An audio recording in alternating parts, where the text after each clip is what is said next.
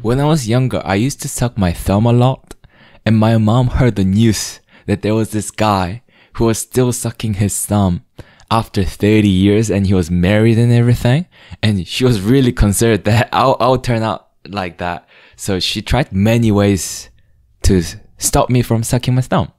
And, you know, like she would put like a plaster around my thumb to stop me from sucking it, and you know, these things like that. And none of them worked. You know, I was pretty consistent with that.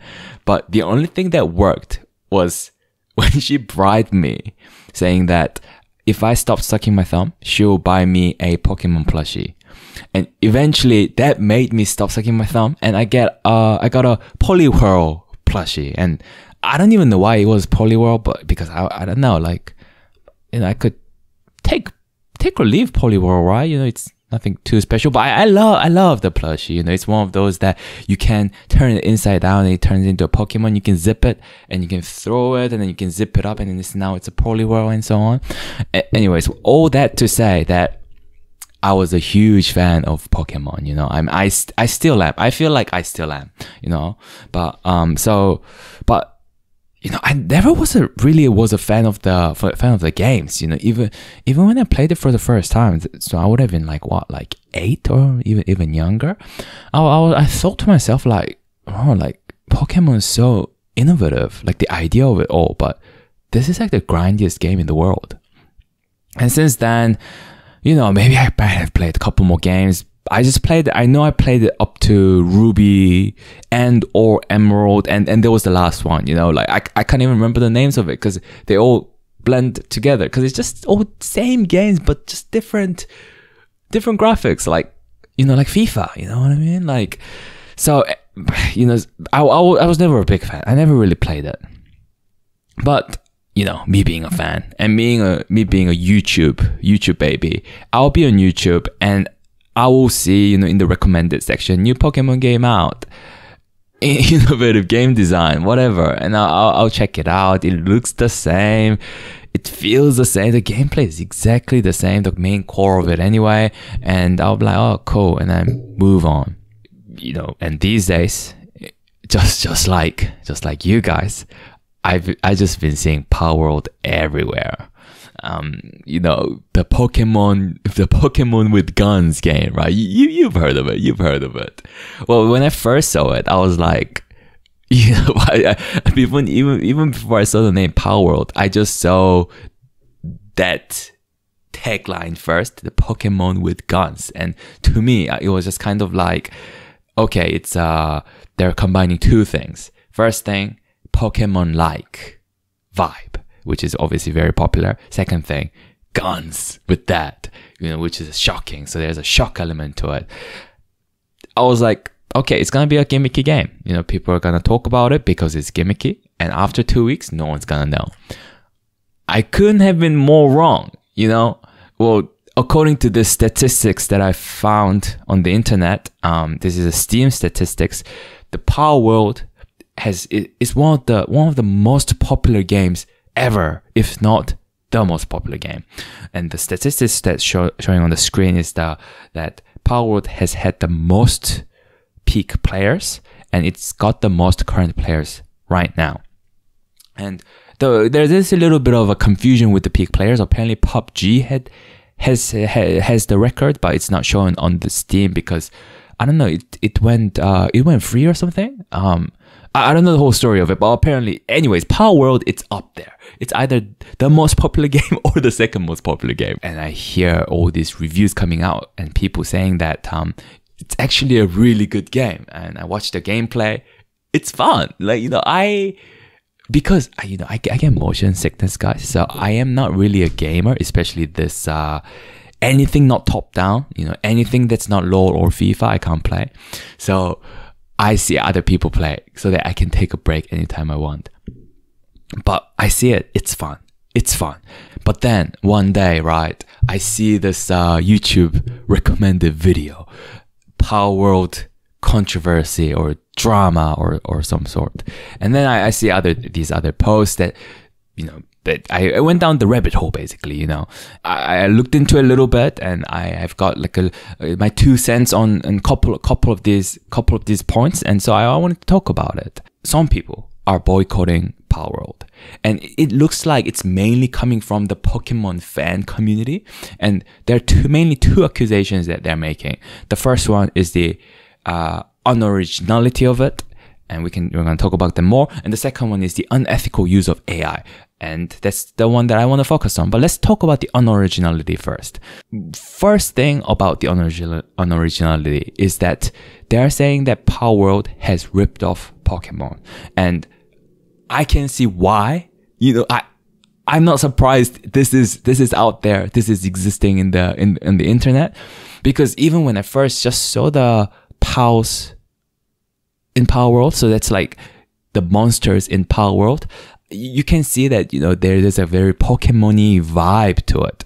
And in fact, there are many images comparing the Pals and the Pokemons and showing, you know, how similar they are.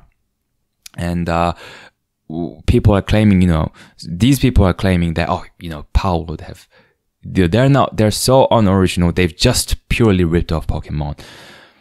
And the Palworld fans, or, you know, people, I guess argument against that, people are saying that, you know, Pokemon has copied their designs from what's existing in the nature, right? Like, for example, Caterpie is based on the caterpillar, and, you know, if Palworld to have a Pal based on a caterpillar, how many different ways can we actually design something that looks like a caterpillar, that's based on caterpillar, but doesn't look like Caterpie at all, you know? Like, and people are saying that that's like one argument, and other people are saying that if you guys think Palworld has ripped off Pokemon, then look at this image of Pokemon, you know, being similar to these monsters from this game called, the older game called Dragon Quest. And they put these images side to side showing that, okay, if Palworld ripped off Pokemon, the Pokemon ripped off Dragon Quest. But again, the same argument, right? It's inspired by the nature and what's the existing ideas, and then, you know, is it a ripoff? Is it an inspiration? You know, that's a fine line. And next argument from the Pokemon fans that's boycotting Palworld is saying that the models that are used in the Palworld game seem suspiciously similar to the models that are used in the Game Freak game. There have been the review of the models showing the similarities. And there are people that are commenting on that, saying that why that review is not legitimate. And, well, so far, at least, I don't know, these things just go over my head a little bit, you know. So, but one thing is for sure, so far there hasn't been any legal actions taken from the Pokemon company. So, and that's where it is right now. But they did make an official statement strongly suggesting that they will be looking at the whole Palworld situation. So I think, you know, 99% of the internet isn't going to be expert in this. So I feel like anything that we're talking about right now is going to be mostly speculative. So let's just see what comes out of this, because knowing Pokemon, knowing Nintendo, knowing Game Freak, right? If there is something there, then they're gonna make it something. So we're gonna hear about it. If we hear about it, we can have another conversation. Then, if not, then it's probably all good, right? So that's where I stand with this unoriginality accusation. So let's move on to the second accusation, which is the unethical use of AI. This is where I want to focus on a little bit more, and this is where I guess my expertise as a data scientist can share a little bit of my 2 cents, right?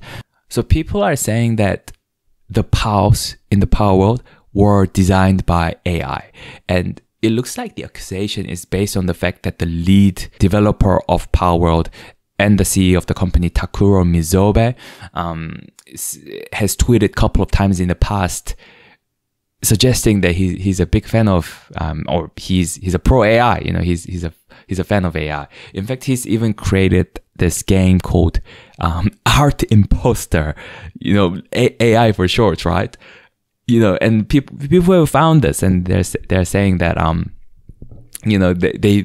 they must have used AI. So far, there hasn't been any evidence showing that Palworld has used any AI generated images to design those pals.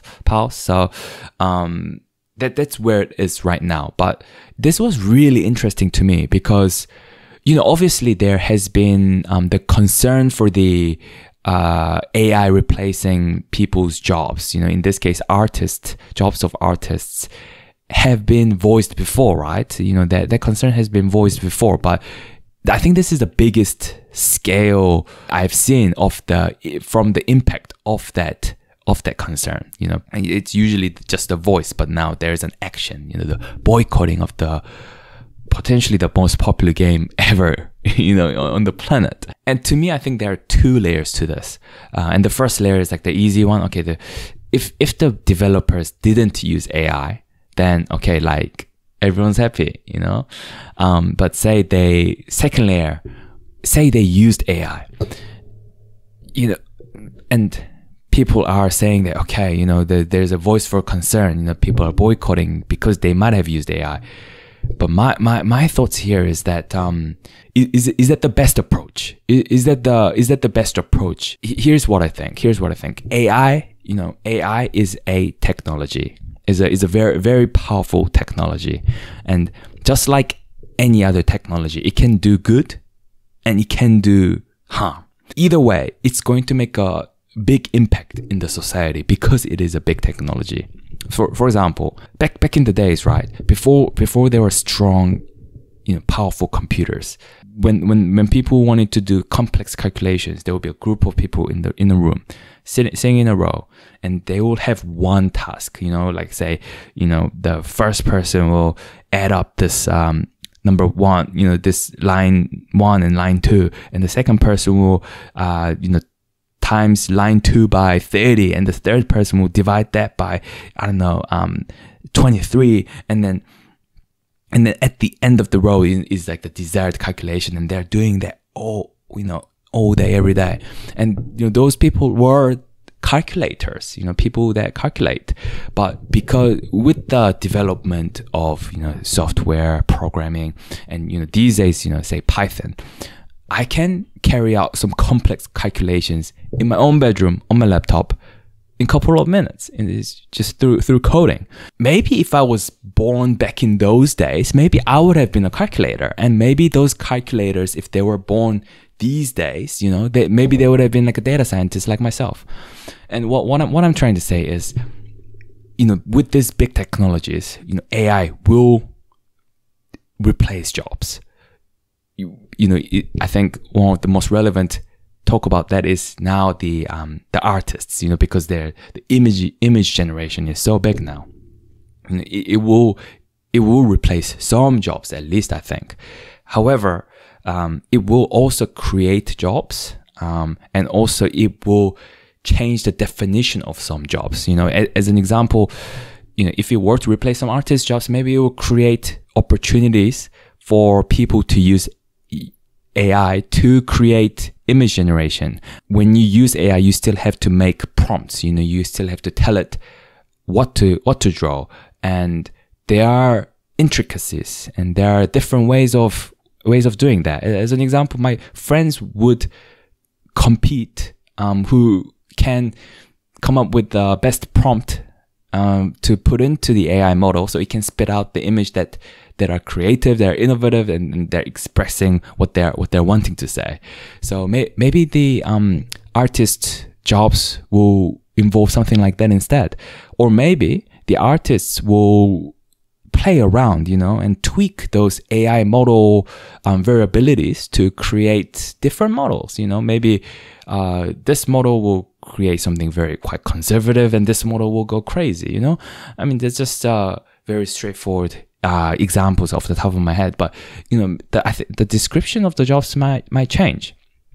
But all that to say, I think there will be different opportunities that can be created of this, and I don't think or I don't think the answer is to just ignore that, just to boycott anything that uses AI. But I also don't think the answer is to just use AI because it's efficient and it's cheap. I don't think the answer is that either.